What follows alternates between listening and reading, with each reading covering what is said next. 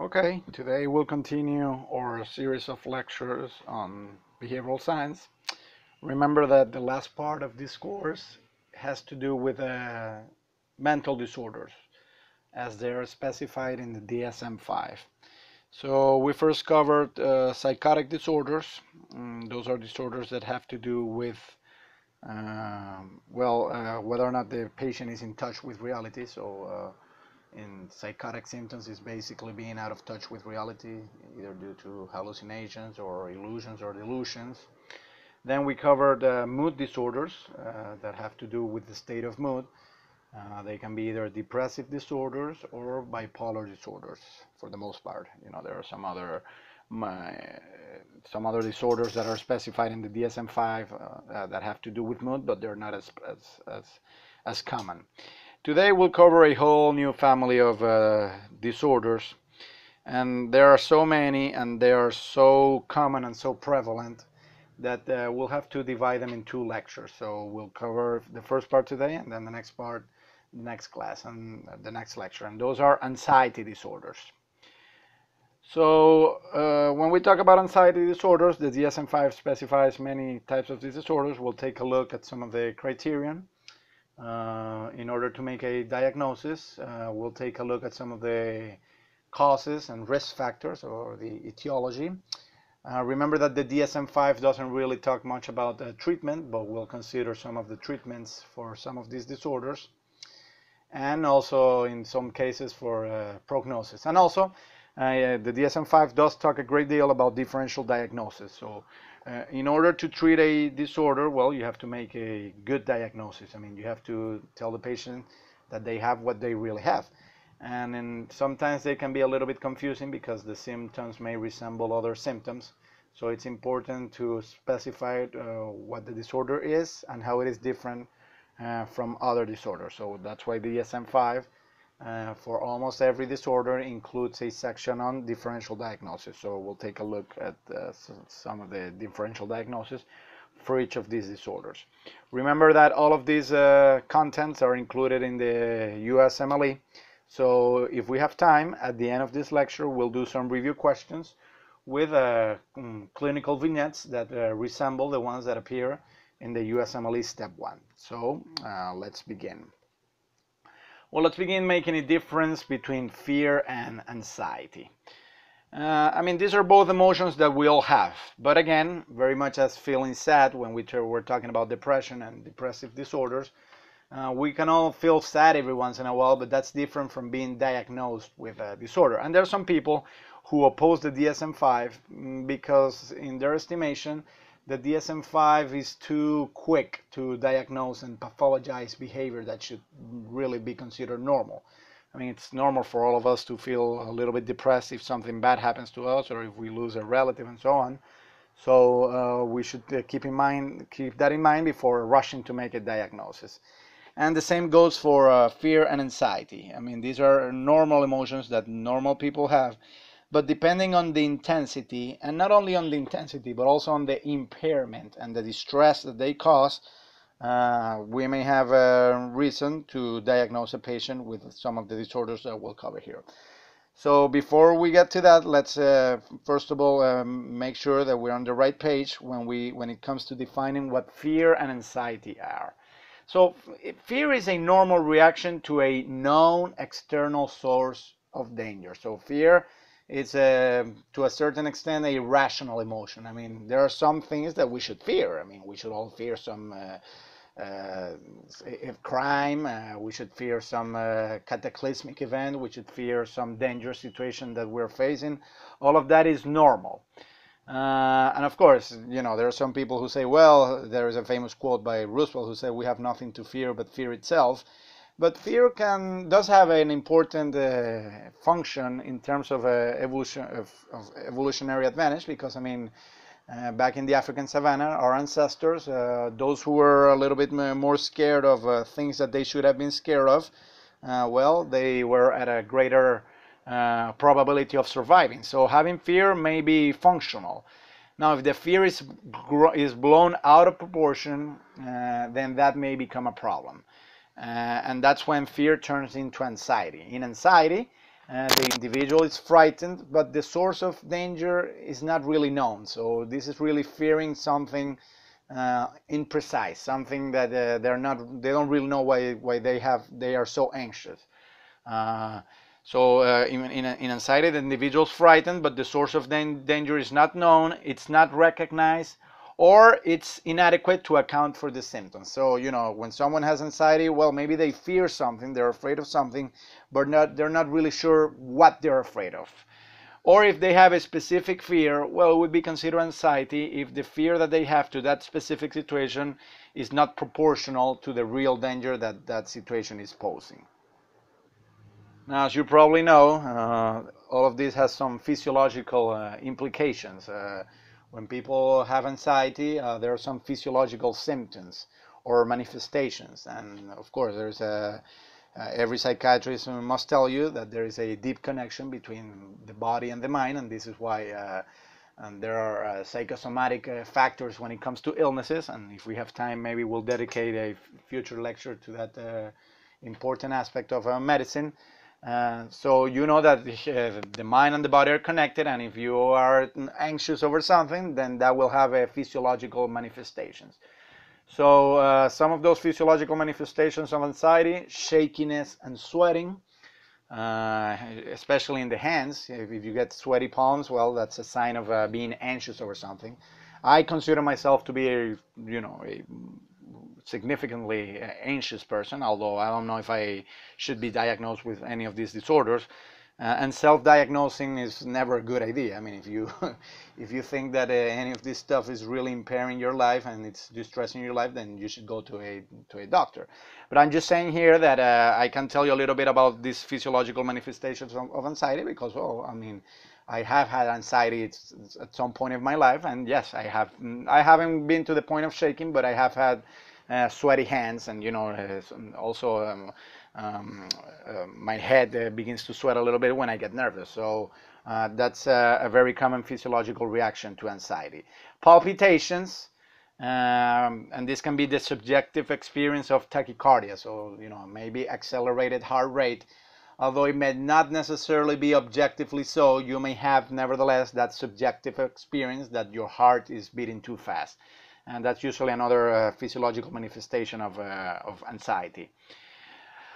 Tingling in the extremities and numbness around the mouth. I've never had that, but I guess the patients that are suffering from anxiety do have these symptoms. Dizziness and syncope or fainting.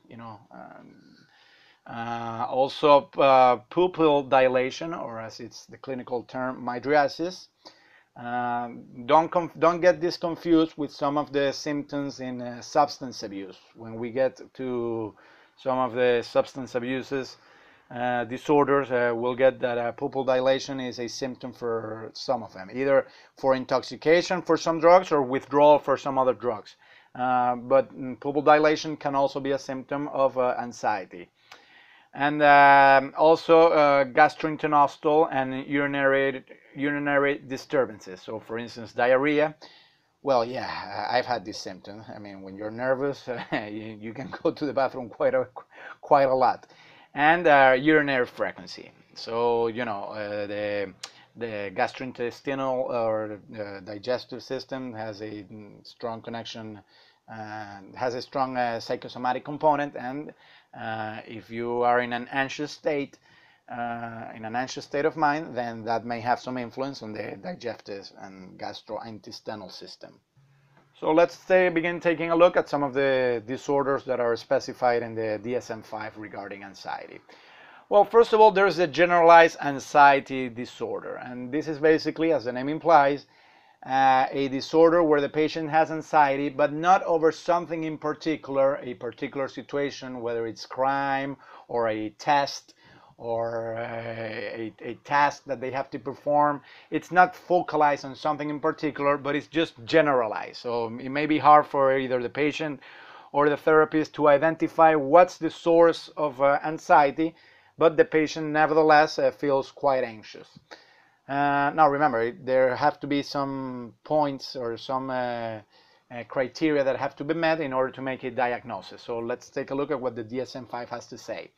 Well, in order to be diagnosed with this, first of all, you need to have excessive anxiety for at least 6 months. That's criterion A. Criterion B, difficulty controlling the worry. So this goes beyond you. You know, you try not to worry, but it just takes too much. So you're not able to control your anxiety. And 3 or more of these symptoms: restlessness, fatigue, difficulty concentrating, irritability, muscle tension. There are some people who think that, you know, by getting a massage you may be more relaxed, and that may actually help. I'm not sure it's a great therapy. I mean, it won't solve the whole problem, but sure, getting a massage might relieve your anxiety a little bit, because or at least it might relieve one of the symptoms, which is muscle tension. And that's because muscle tension can be one of the symptoms for, you know, generalized anxiety disorder. Also, sleep disturbances. That's another of the symptoms that there have to be 3 or more of these in order to make the diagnosis of for GAD, or generalized anxiety disorder.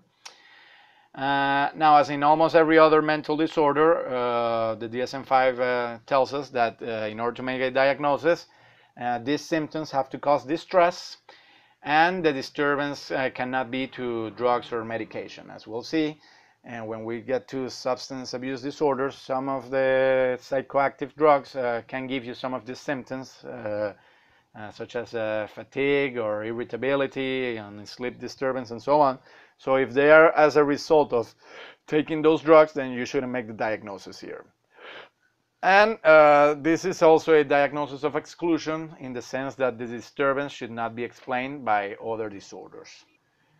Now, as I was saying, general anxiety disorder and all anxiety disorders in general have a strong correlation with the digestive system. So it has a strong correlation with gastrointestinal disease. Now, 50% of patients with irritable bowel syndrome also have generalized anxiety disorder. This is more common in female than in male, so the male to female ratio is 1:2. So for every one male that has general anxiety disorder, 2 females have general anxiety disorder. And you should make sure, if you're going to diagnose this, that you don't get it confused with substance-induced anxiety. And these are disorders that get these symptoms, but as a result from taking drugs. Substance withdrawal anxiety, the symptoms in this case would be not as a result of taking drugs, but actually as a result of not taking drugs. If in patients that have developed addiction or tolerance, and you know that they suffer withdrawal symptoms. You should also watch for differential diagnosis in the case of general medical conditions, hyperthyroidism, and also electrolyte imbalances. So before making a diagnosis, you should run a test or screen so that you make sure that the patient is not suffering from any of those disorders that may give symptoms similar to generalized anxiety disorder. If the symptoms are there and the patient doesn't have any of those other diseases or mental or illnesses, then you can proceed and make the diagnosis. So what's the treatment for generalized anxiety disorder? Well, for many anxiety disorders, SSRIs, remember, they are selective serotonin reuptake inhibitors. Basically what they do is that they block the reuptake of the serotonin neurotransmitter in the synapse, so that actually increases serotonin availability. They're basically antidepressants, but they can also be used for anxiety disorder. Also, another pharmacological treatment can be venlafaxine, which is an SNRI, or selective serotonin norepinephrine reuptake inhibitor. You can use benzodiazepines, or benzos as they're known. They work with a different neurotransmitter. They actually enhance GABA, which is a known neurotransmitter that is associated with anxiety. And also with anxiety relief, depending on how you balance it out. Now, with benzodiazepines, you have to be careful, because although they may offer rapid relief, they have a long-term abuse potential. They can be addictive for some patients, so you have to use them carefully. And also for treatment, well, cognitive behavioral therapy is an option. Now, if you remember our lecture on cognitive behavioral therapy, is mostly about, first of all, changing the negative thoughts that present a distorted version of the world for the patient, and also changing specific behaviors through different behaviorist techniques, such as systematic desensitization, flooding, token economy, and so on. So in the case of general anxiety disorder, well, this is probably as a result of negative thoughts. Maybe the patient is thinking that the world is, it's too much for him to take, and that's why he's so anxious. Well, cognitive behavioral therapy, the object or the goal of cognitive behavioral therapy in this case would be trying to make the patient understand and come to terms that the way they understand the world is distorted. I mean, the world is not as dangerous or as menacing as the patient may think, and that once they change that thought, well, they may find more relief in their anxiety.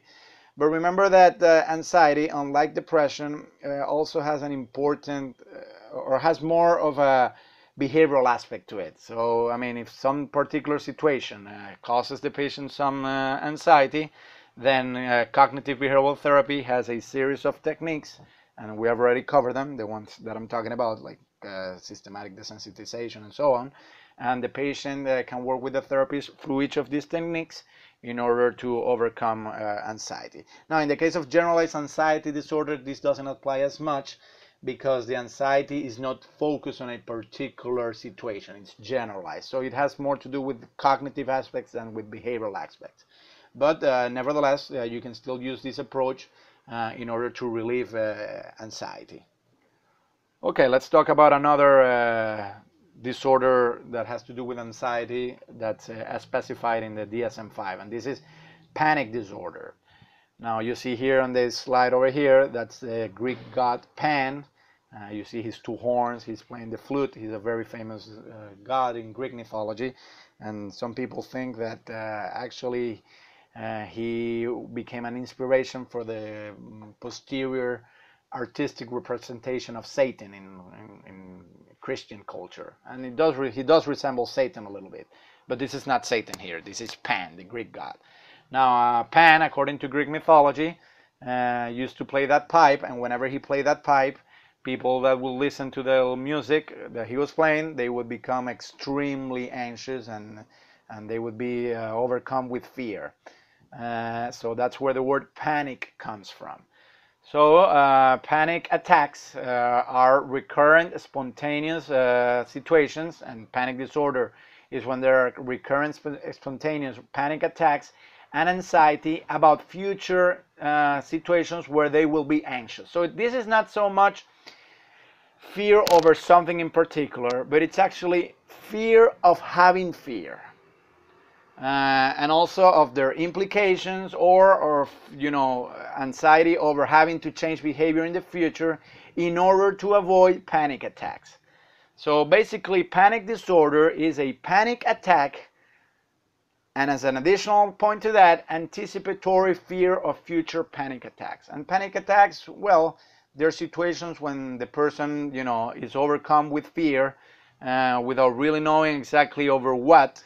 And of course, the fear is not proportional to the situation. That may be a panic attack. Now, if it is continuous and the patient eventually develops a fear, not of the particular situation that he's usually afraid of, but also he's afraid of being afraid, then that's sufficient to believe that the patient may have a panic disorder.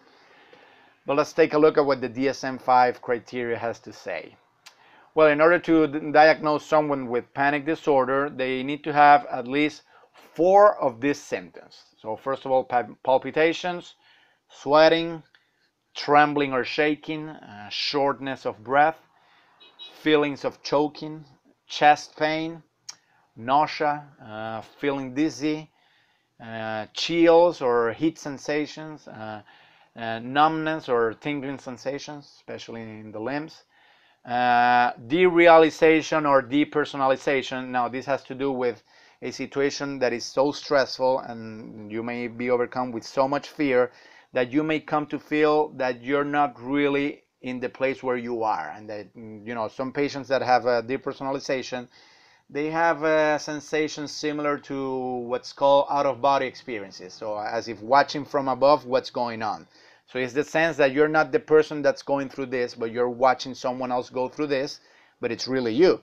So, I mean, depersonalization is this feeling of not being there suffering this, but that it's actually someone else that's suffering this and you're watching from above. It's more or less a coping strategy in order to confront severe stress. Okay, another symptom, fear of losing control or going crazy. And I quote unquote that because, you know, in medical and clinical terms, you know, the word crazy is not really all that appropriate. But it as one of the symptoms for panic disorder, we can use it. So if the patient is very afraid, not of a situation in particular, but that he will lose control over his own anxiety, then that's one of the symptoms in order to diagnose panic disorder. And also fear of dying. Now, I mean, the fear of dying, we all have some death anxiety, and this is relatively common amongst all of us. But if it's really intense and it overcomes you, and you know you fear that it just doesn't let you think about anything else, then that may be a symptom of panic disorder. Now remember that in order to diagnose this disorder, you need to have at least 4 of the symptoms that I just mentioned. Okay. Now that was criterion A. Criterion B, it's that the attacks must have been followed by 1 month of one or more of these symptoms. And that is, first of all, worries about future panic attacks, and also maladaptive behavior anticipating future attacks. So apart from all those symptoms, the patient also needs to have some anxiety about future panic attacks. So keep this in mind. Panic disorder is not only about having panic attacks, but it's also about worrying about future panic attacks. As in the other anxiety disorders, the disturbance must not be due to drugs, and the disturbance should not be explained by other disorders. In the case of panic disorder, females are even more at risk than males, so there is a 1 to 3 male to female ratio. This usually begins in the mid-20s. If people have panic attacks consistently, that may leave some sequels, and one of them may be agoraphobia, and agoraphobia is the fear of being in open spaces. We'll get to that shortly, but that's one of the sequels of panic attacks. It has been found that in the brain of people who have panic attacks, there are some neurotransmitter imbalances over there.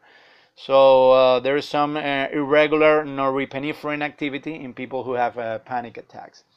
There's reason to believe that panic attacks and panic disorder has some genetic base because of in order to find out whether or not something has a genetic base, a disorder, well, usually that's done on the basis of twin studies. So whenever they have done twin studies, they have come to realize that anxiety disorders in general have some genetic base. And there are some treatments for this. First of all, there are pharmacological treatments. So in order to treat this, you can use, very much as in generalized anxiety disorder, you can use SSRIs, and that would be the first line of treatment for panic disorder. Remember that SSRIs are antidepressants. Fluoxetine is the most famous, Prozac. A second line of treatment, if the first line doesn't work, are MAOIs. So remember, there are monoamine oxidase inhibitors. And also, very much as in depression, you should use pharmacological treatment in conjunction with psychotherapy. And in the case of psychotherapy, well, you should use cognitive behavioral therapy, making emphasis on relaxation techniques. Now keep in mind that, as with any other disorder, and especially in the case of anxiety disorder, it's important to keep in mind the differential diagnosis. So for panic disorders, the differential diagnosis, first of all, are arrhythmias. So just because someone has an accelerated heart, that doesn't mean, or palpitations, that doesn't mean that the patient is having That doesn't necessarily mean that the patient is having a panic attack or a panic disorder. I mean, it could be due to other reasons. Hypoxia or lack of oxygen at tissue level, that may present some symptoms similar to the ones that are suffered in panic disorders. But again, you have to make sure that you don't make a wrong diagnosis. So if the patient has some of the symptoms due to a lack of oxygen at the tissue level, then you should not diagnose panic disorders. The same goes for hyperthyroidism and also for substance-induced intoxication or also withdrawal. In those cases, the patient may get some of these symptoms. If they get them, and you have to make sure that if they are due to a substance-induced intoxication or withdrawal, then you shouldn't diagnose panic disorder. Okay, let's consider another anxiety disorder that is specified in the DSM-5, and this time it is social anxiety disorder. In the DSM-4 and previous editions of the DSM, this used to be known as social phobia, but now it's called social anxiety disorder. And well, this is very much anxiety over interacting with other people. So this is different from schizoid personality disorder that we'll get to in a future lecture. In that disorder, people are not really interested in having social relationships with other people. But it's really a lack of interest and not really anxiety over interacting with other people. Whereas here in social anxiety disorder, I mean, the people are willing to interact with other people. They do want that, but it causes them tremendous anxiety. And of course, this causes distress and impairment, especially if you work in a profession where you need to have a lot of interaction with other people. Now, it's relatively normal for someone to have some degree of social phobia. I mean, like right now, I'm giving a speech, I'm lecturing, and although I have been doing this for many years, I still have some stage fright, facing all you students, depending on the size of the classroom and also on the difficulty of the subject that I'm teaching and so on, and also the language. I mean, I get more nervous when I speak in English than when I speak in Spanish, but I get even more nervous when I speak in French. Because, well, my first language is Spanish, my second language is English, and my third language is French. So, the more difficult it is, the more anxious I get. So it's very much as in the other anxiety situations. It's, it's normal for some people to have anxiety over something. But it becomes pathological when it goes way out of proportion in regard to the stimulus that's coming from the outside. The DSM-5 specifies some criterion in order to make a right diagnosis when it comes to social anxiety disorder. So let's consider some of them. Well, first of all, fear about social situations. So it could be giving a speech, but it could also be going out on a date, or it could be having a meeting, etc. So, human beings, unlike other species, we are a social species, pretty much like almost every other primate species, and that requires social interaction. We all need to have social interaction in order to survive and carry on our daily lives. Now, if people have some intense fear about social situations, about interacting with other people, then that's one of the first criterion that the DSM-5 specifies in order to diagnose social anxiety disorder. Another criterion B, it's the fear that the acts that the person is doing will be negatively evaluated. So in this case, if I am extremely anxious over what you students are thinking and how you will evaluate my performance here, and I'm too concerned about what you will be thinking about me and the way I'm lecturing, well, if that's really out of proportion and that causes significant stress, then I am meeting criterion B for the diagnosis of social anxiety disorder. C, social situations provoke fear and anxiety. Well, yeah, I've been explaining this. D, avoidance of social situations. This is a very important criterion because, I mean, it's relatively normal for all of us to be anxious over having a girl or meeting, going on a date or giving a speech or having a job interview and so on. But if the distress or the anxiety is so high that we eventually prefer to avoid those social situations, but not because we're not interested. That would be the case of the schizoid, and that's a different disorder that we'll get to in another lecture. Not because we are not interested, but because we are too anxious, and that's why we avoid it. Then that becomes a problem, and that's criterion D in order to make this diagnosis. Criterion E, it's fears out of proportion to actual situations. So yeah, I mean, I may be a little bit anxious right now about giving this lecture, but I'm not freaking out. You know, I may have a little bit of sweaty palms right now, but it's not like I'm really desperately anxious. Now, if my fear is out of proportion to the actual situation, to this lecture that I'm giving, I'm just too afraid, so the words don't come out, and other symptoms, then that would be I would be meeting criterion A for social anxiety disorder. And another important aspect is that the fear lasts 6 months or more. So, you know, in order to make this diagnosis, things have to be a little bit more serious than just one anecdotal moment that people were afraid over something. No, I mean, this has to be persistent in as much as the fear has to last for 6 months or more. The fear must cause distress.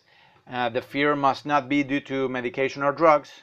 And the fear must not be better explained by another mental disorder. So that's why we have to keep in mind differential diagnosis here.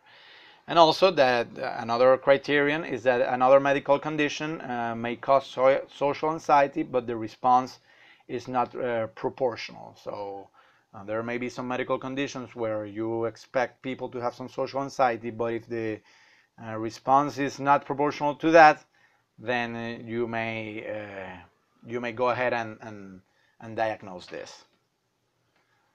Okay, this social anxiety disorder usually begins following childhood shyness, so that's the age of onset.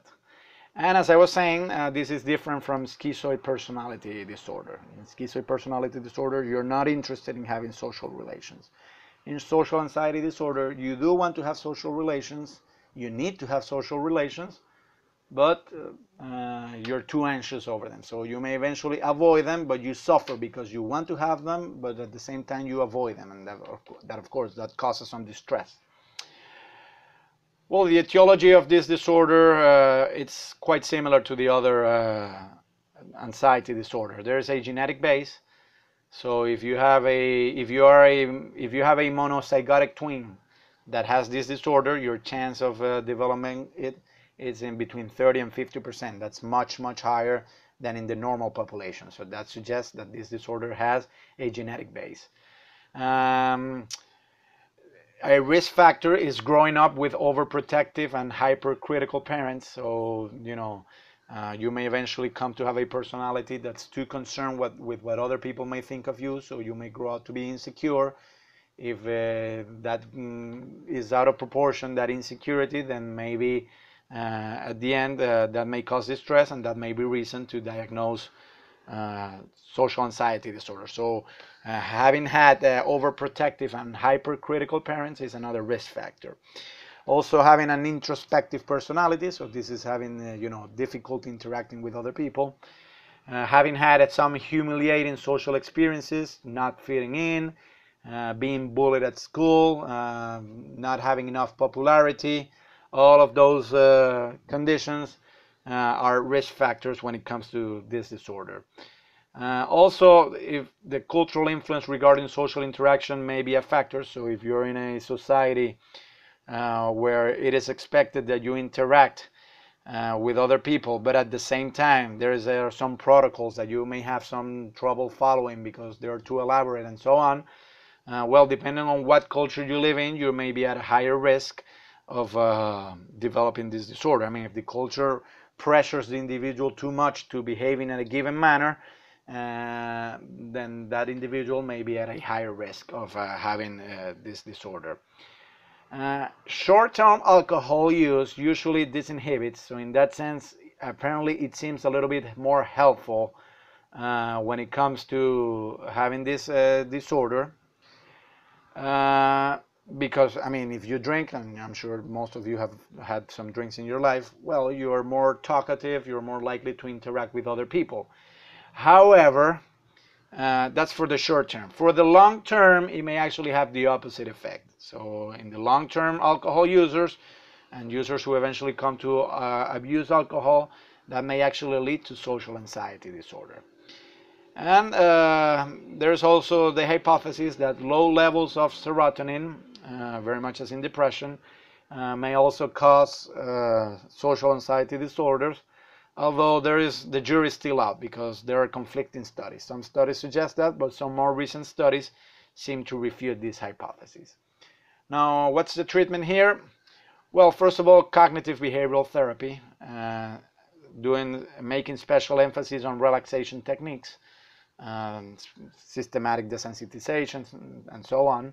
All of those treatments are quite efficient when it comes to overcoming phobias, not only social anxiety or social phobias, but all sorts of phobias. There really is not much of a pharmacological treatment for social anxiety disorder. But if the patient does not want to try psychotherapy, then pharmacological treatment may be an option. And the pharmacological treatment here may be SSRIs, which are, the antidepressants, selective serotonin reuptake inhibitors. Now, this will depend whether or not you assign this as medication. This will depend on the evidence on whether or not social anxiety disorder is related to low levels of serotonin. Because as I was saying, if really the serotonin hypothesis doesn't really hold, then you shouldn't be creating some imbalances of serotonin by prescribing SSRIs. As in other anxiety disorders, you can also use benzos or benzodiazepines. They are immediately effective, but you have to be careful with them because they have high abuse potential. So patients can become addicted to this, so you have to watch them. Now, there are some other phobias and disorders that have to do with this phobia. So we've talked about social anxiety disorder or social phobia, and that is the fear of interacting with other people. There can be some disorders about some specific phobias, and let's consider what the DSM-5 has to say about this. Well, in order to diagnose this disorder, first of all, there has to be a marked fear or anxiety about a specific object. Now, there are many types of phobia, but they're usually animals or a specific situation, spiders, snakes, and so on. The phobic object or the situation provokes immediate fear. The phobic object is actively avoided. So, let's say someone is afraid of dogs in the street. That creates immediate fear.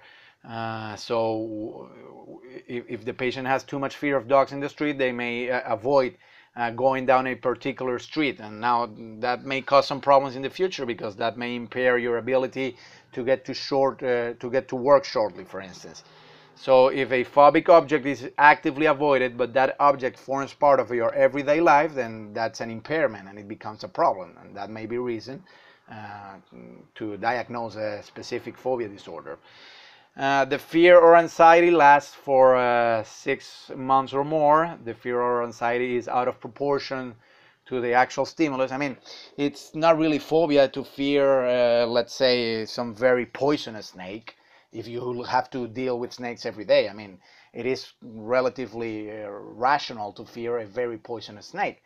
But it is irrational to fear a dog on the street, unless, of course, there is some rabies outbreak or something like that. But if you live in a normal city and a neighbor is walking out the dog with a leash and you're intensely afraid of that dog, then your fear is out of proportion to that particular object. So, I mean, in order for this to qualify as a symptom of specific phobia disorder, the fear or anxiety has to be out of proportion. Also, very much related to this idea of avoidance, the fear causes significant distress or impairment. And there is also here the differential diagnosis, that the disturbance should not be explained by another mental disorder. Now, depending on what kind of phobia the patient has, you should make some specifications.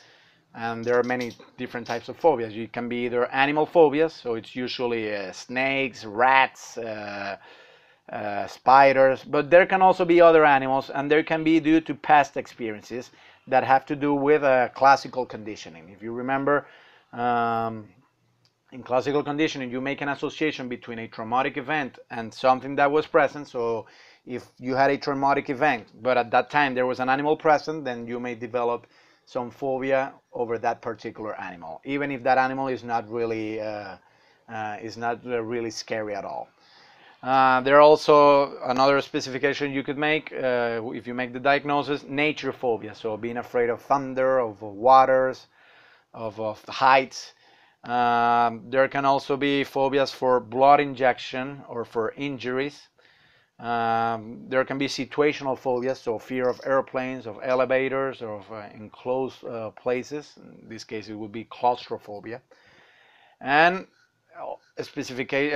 phobias of other types. So, for instance, loud sounds or costume characters. Clowns are are quite infamous in this regard. And I don't know if you saw it in the news that a few months ago there was apparently a wave of fear in Europe over some very scary clowns. I mean, there were some idiots who went out on the streets scaring kids wearing a clown costume. Now, some costumes can be more scary than others. In the case of clowns, for some interesting psychological reasons, clowns seem to be more scary than other characters, for reasons that I will not go into right now, but just keep that in mind. So a relatively phobia in people that have specific phobia disorder is a fear of clowns. Now, phobias have some physiological symptoms that are related to the physiological symptoms of anxiety. So there are palpitations, sweatings, headaches, restlessness. It's more common in females than in male, as in almost every other anxiety disorder. These phobia disorders usually begin in childhood, but they can also be developed later on. Risk factors.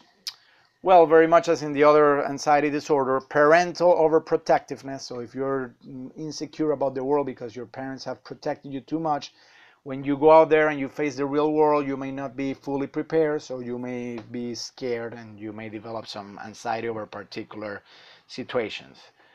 Psychoanalysts used to mention that phobias were a result of some unresolved conflict between the id and the superego. But this is really not much taken into account. I mean, there are many other reasons why people may develop phobias. There could be some evolutionary basis for phobias. I mean, we all may have in our brain already hardwired the fear for snakes, for instance, because, well, maybe in the past that used to be an advantage. I mean, if we were not afraid of snakes, we would get too close to the snakes and the snakes would bite us and we would die. So in that sense, some phobias were advantageous, and natural selection may have selected for some of these phobias. But probably the most accurate psychological explanation for why people develop phobias are basically behaviors theory and classical conditioning. There was a very famous experiment by one of the great behavioral psychologists, Watson. And Watson, I think we mentioned him when we talked about behaviorism. He did an experiment with a little boy. His name was Albert, and this was a very famous experiment in the history of psychology. He would place a boy in a room, and he would show them a beautiful white rat. But every time he gave them the rat, he would make a very loud noise. So there was a loud noise every time the child was with a white rat. Now, eventually, very much as in Pavlov's dog, the child began to associate that uncomfortable sound with a particular experience that he was having. And so in this case, it's the white rat. So eventually, he came to fear all furry white objects because he was really uncomfortable with the noise that the experimenters were doing. So, that association between the white objects and the noise eventually turned that into phobias that this child kept throughout many years. So this is probably how many phobias come about. I mean, they come about as an association between some traumatic event and a particular object that was present during that traumatic event. And eventually, well, the common reaction as a result of classical conditioning is fearing that particular object because initially it was associated with the traumatic event. So the treatment for phobias here, well, this is when cognitive behavioral therapy is very strong, and there are various techniques from the cognitive behavioral approach that can be used here. Remember, there is gradual desensitization, so this is relaxing the patient so that he little by little comes to terms with the situation that's giving him anxiety, but by being relaxed, he learns how to cope with it until he eventually overcomes the fear. There can also be floating, so this is, exposing the patient to a lot of stimuli that may cause him fear, but it's so huge. It's such a great number of stimuli that he's receiving regarding phobias that he may once for all overcome it.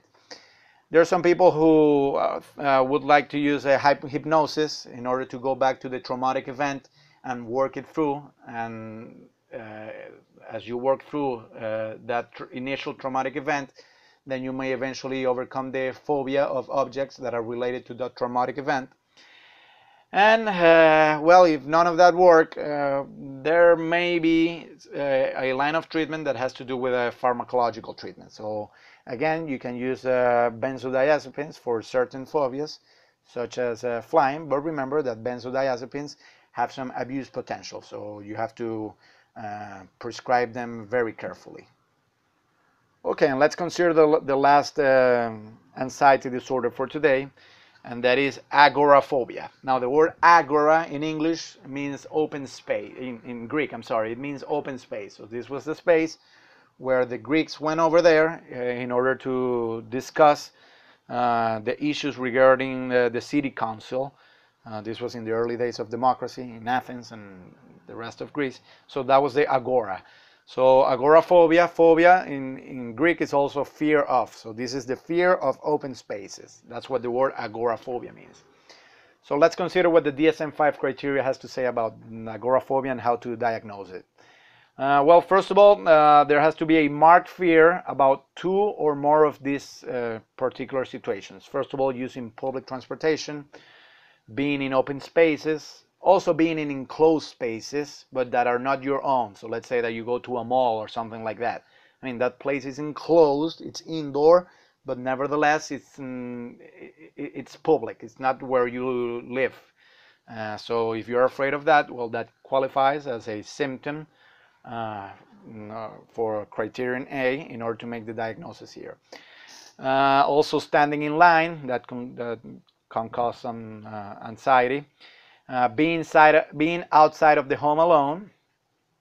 All of those are symptoms that qualify under criterion A. Criterion B, it's the fear that escape from those situations might be difficult. So if you have two or more of those fears, and on top of that you fear that the escape from those situations might be difficult, then you are meeting the first two criteria for agoraphobia. Criterion C, the agoraphobic situation, whether it's being in transportation or being in open spaces and so on, well, that situation creates anxiety. The agoraphobic situation is avoided, so maybe in people who suffer this, they avoid going out in open spaces. They prefer to stay home the whole time because that's where they feel relaxed. So they may be very anxious about this, and of course that impairs their functioning in society, because sooner or later you have to go out of your house and you have to go to school, or you have to go to work, or you have to run some errands. But if the patient is suffering from anxiety because of these situations, and they try at all costs to avoid those situations, then they're meeting another criterion for a diagnosis of agoraphobia. The fear is out of proportion to real danger. Well, I mean, it may be true that in some cases, I mean, if you're in a wartime scenario, it's actually quite risky and dangerous to go out of your house. But in normal times, I mean, you shouldn't be all that freaked out about going out of your house and walking down the street. So that's why the DSM-5 is saying that, you know, in order to diagnose this, the fear has to be out of proportion to a real danger. If you're in a real dangerous situation, such as being in a war, well, in that case, you know, you shouldn't diagnose this because it's the normal reaction. The fear should last for 6 months or more. So this is not just something that happened to you, that happens to someone just once. No, this has to be persistent. The fear must cause distress and impairment. And the fear of open spaces and so on should not be explained by another medical condition. Now, this usually begins during childhood, but most of the time it begins during the teenage year. It's interesting to note here that the DSM states that there is no cultural variation, that this is found across the board in all countries. But I would beg to differ, because there is a very specific phenomenon in Japan that is called hikikomori, and this is usually called Japanese agoraphobia. Now, this is a very particular condition that is found in Japan, where teenagers they stay at home playing video games, and they don't want to go out of their houses because they're afraid of the world out of their houses. Now, this may be a culture-bound syndrome. If you remember when we talked about culture, you may remember that we discussed some culture-bound syndromes, and those are some specific mental disorders that are not found universally, but in some specific cultural conditions. Agoraphobia seems, in the case of Japan, to be very localized in the Japanese society, much more than in other societies. So I would beg to differ with the DSM-5 when the book states that there's no cultural variation, because indeed, in Japan, there's the hikikomori phenomenon. And this is when teenagers refuse to go out from their houses in Japan because they prefer to stay home, especially playing video games or watching TV, because the real world is too much for them. They prefer to be engaged in the virtual world where they are not all there in open spaces. What's the treatment for this? Well, as in almost every other anxiety disorder, you can try some cognitive behavioral therapy. You know, there can be relaxation techniques. So in systematic desensitization, well, the patient may feel relaxed, and he may go along with the therapist, going relaxed, going to outside places, outdoor places, and open spaces. And if they are relaxed doing this, and you know the patient works with the therapist in order to go through this, and taking one step at a time, and going little by little, increasing more exposure to the stressful situation, that may eventually, relieve the symptoms quite a deal. And also flooding. So maybe it could be, for instance, that the therapist could get the patient, and they would go on a car, and he would force the patient to get out, and the patient would go out of the car. He would stay in the open space for quite some time, and then the therapist would pick him up 3 hours later. Well, that's flooding, because I mean that's a lot of stimuli that the patient has to go through. Maybe the patient will freak out, but he will get it once for all. And once he learns how to cope with that difficult situation, then he may be ready for the next time. So he has been flooded with a stimuli that results in phobia, but that flooding may eventually help him out overcome it. So that may be another technique. So in the case of agoraphobia, cognitive behavioral therapy may be quite effective here. If not, well, remember the same pharmacological treatment as in every other anxiety disorder, SSRIs or benzodiazepines, but again, keep in mind that they have some potential for abuse. Okay, so let's do a couple of USMLE questions regarding anxiety disorders. A 23-year-old female medical student comes to the emergency room with increased heart rate, sweating, and shortness of breath. She is convinced that she is having an asthma attack and that she will suffocate. The symptoms started suddenly during a car ride to school. She has no history of asthma, and other than increased pulse rate, physical findings are normal. Now, which of the following disorders best fits this clinical picture? A, hypochondriasis. The DSM-5 doesn't talk about hypochondriasis anymore. It talks about general anxiety disorder, and we'll cover this in the next lecture. but just to let you know. B, obsessive compulsive disorder. C, panic disorder. D, generalized anxiety disorder. Or E, acute stress disorder.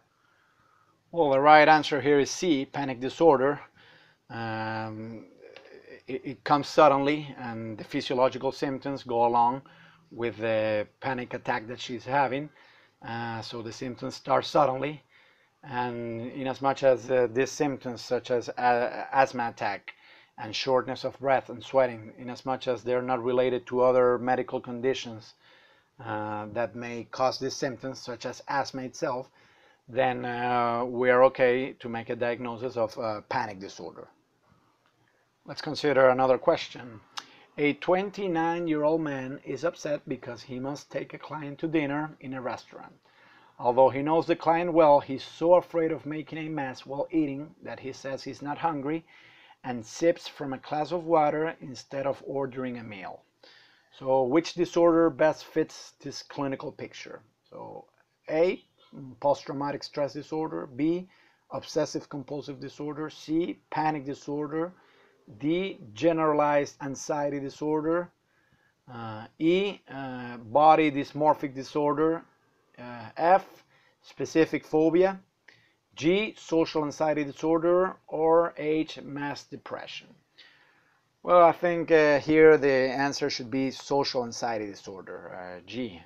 The patient, the patient, he has to interact with someone else, a client. So he's upset because he has to take him to dinner. He knows the client well, so they're friends. So there is really nothing to be afraid of. It's not the first time they're interacting. They know each other well. But nevertheless, he's still very afraid of making a mess. So remember that in the social anxiety disorder, there is anxiety over being evaluated by others. So in this case, the patient is afraid of being evaluated by his friend, and that maybe he will make a mess, and if he makes that mess, he will not be well evaluated by the other person. So his fear and his anxiety over this it goes to such a degree that he avoids some of the situations that for him could be potentially embarrassing, such as eating a meal. So instead of ordering a meal, which is what normal people would do in a situation like this, he preferred just to sip from water. So this avoidance of a particular social situation in order to not be embarrassed, out of fear of being embarrassed, well, that's another symptom of social anxiety disorder. So here the right answer, as I was saying, is social anxiety disorder. Okay, today we'll continue our series of lectures on behavioral science. Remember that the last part of this course has to do with mental disorders, as they are specified in the DSM-5. So we first covered psychotic disorders.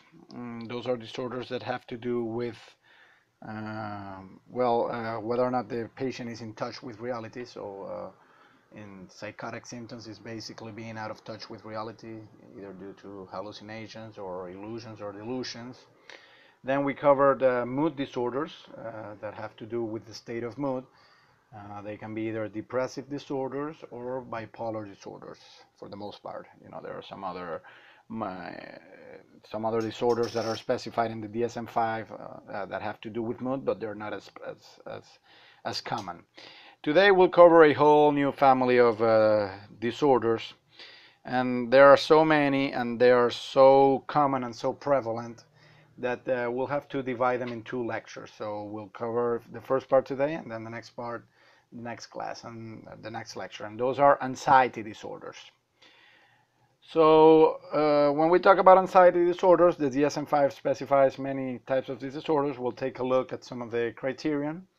In order to make a diagnosis, we'll take a look at some of the causes and risk factors, or the etiology.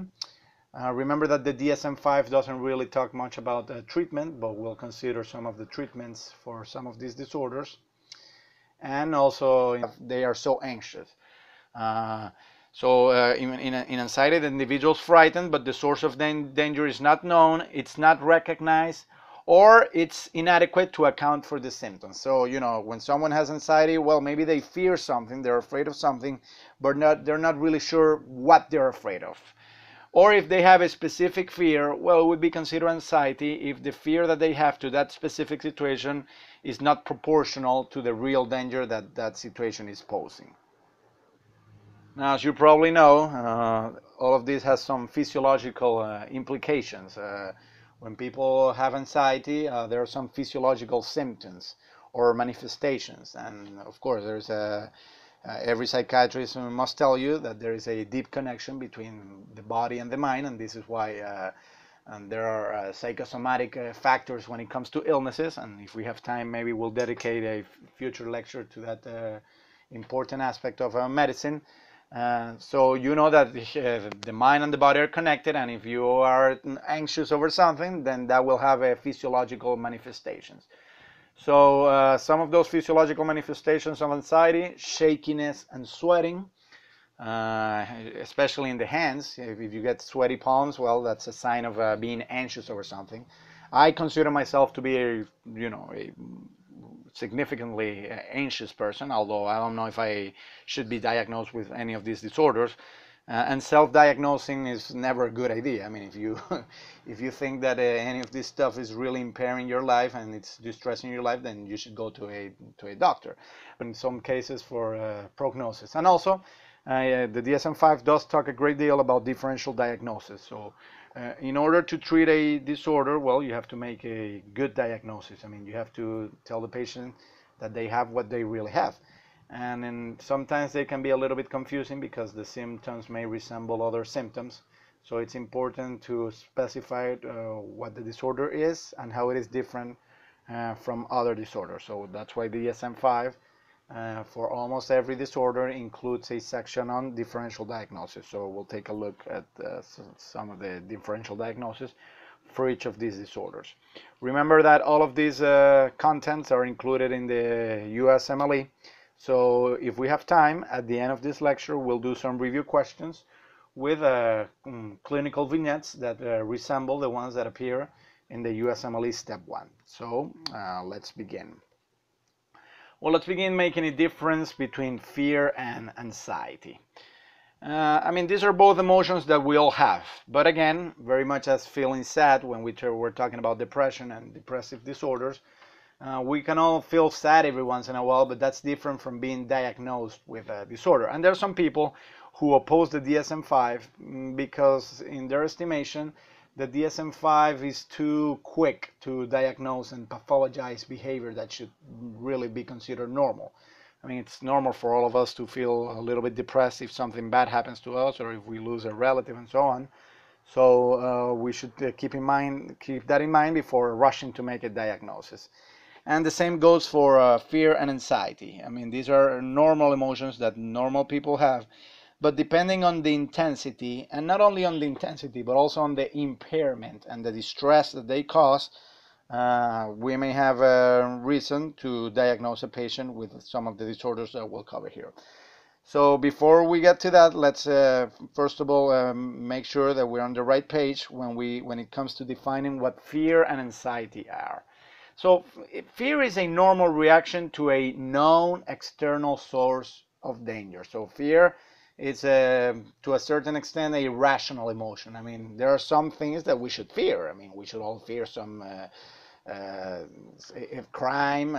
We should fear some cataclysmic event. We should fear some dangerous situation that we're facing. All of that is normal. And of course, you know, there are some people who say, well, there is a famous quote by Roosevelt who said, we have nothing to fear but fear itself. But fear does have an important function in terms of evolutionary advantage, because, I mean, back in the African savannah, our ancestors, those who were a little bit more scared of things that they should have been scared of, well, they were at a greater probability of surviving. So having fear may be functional. Now, if the fear is blown out of proportion, then that may become a problem. And that's when fear turns into anxiety. In anxiety, the individual is frightened, but the source of danger is not really known. So this is really fearing something imprecise, something that they don't really know why they have. But I'm just saying here that I can tell you a little bit about these physiological manifestations of anxiety because, well, I mean, I have had anxiety at some point of my life, and yes, I have. I haven't been to the point of shaking, but I have had sweaty hands, and also my head begins to sweat a little bit when I get nervous. So that's a very common physiological reaction to anxiety. Palpitations, and this can be the subjective experience of tachycardia. So maybe accelerated heart rate. Although it may not necessarily be objectively so, you may have nevertheless that subjective experience that your heart is beating too fast. And that's usually another physiological manifestation of anxiety. Tingling in the extremities and numbness around the mouth. I've never had that, but I guess the patients that are suffering from anxiety do have these symptoms. Dizziness and syncope or fainting, also pupil dilation, or as it's the clinical term, mydriasis. Don't get this confused with some of the symptoms in substance abuse. When we get to some of the substance abuses disorders, we'll get that pupil dilation is a symptom for some of them, either for intoxication for some drugs or withdrawal for some other drugs. But pupil dilation can also be a symptom of anxiety. And also gastrointestinal and urinary disturbances. So for instance, diarrhea. Well, yeah, I've had these symptoms.